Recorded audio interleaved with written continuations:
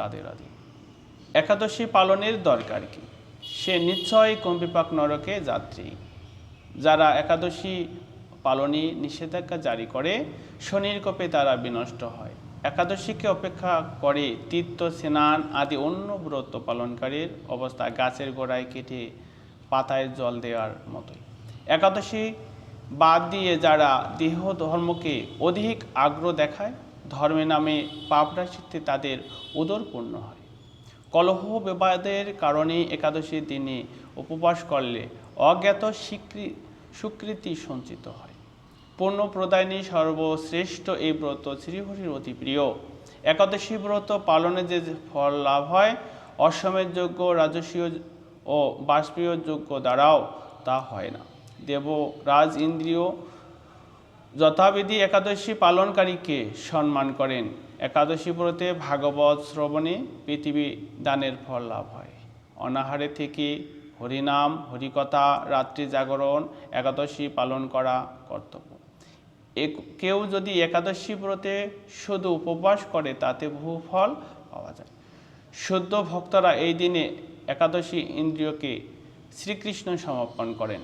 একাদশীতে শস্যর মধ্যে সমস্ত পাপ অবস্থান করে। এই একাদশী তিথিতে আমরা কি খাবো সে বিষয়ে আলোচনা। তাই চাল ডাল আটা ময়দা সুজি সরিষা আদি জাতীয় খাদ্যদ্রব্য একাদশী দিনে বর্জন করা উচিত।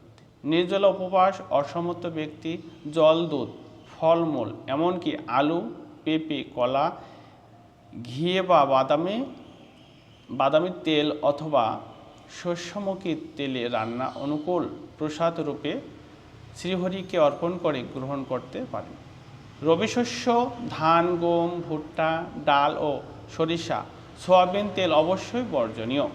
দশমী বিদ্যা একাদশীর দিন বাদ দিয়ে দ্বাদশী বিদ্যা একাদশী ব্রত পালন করতে হয়। একাদশীতে সূর্যোদয়ের পূর্বে বা সূর্যোদয়কালে 1 ঘন্টা 36 মিনিটের মধ্যে যদি দশমী স্পর্শ হয় তাকে দশমী বিদ্যা বলে, যিনি পরের দিন একাদশীতে পালন করতে হয়।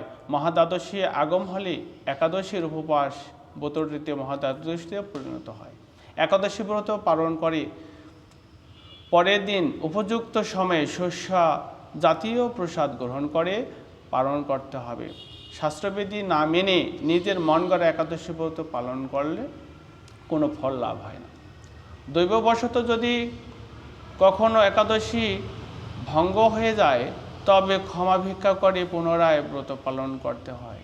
গঙ্গা স্নানে যেমন সবার অধিকার আছে তেমনি একাদশী ব্রতের অধিকার সকলের। শাস্ত্রে বিধবা সধবা সকলের জন্যই একাদশী ব্রত পালনের নির্দেশ দেওয়া হয়েছে। রাধে রাধে।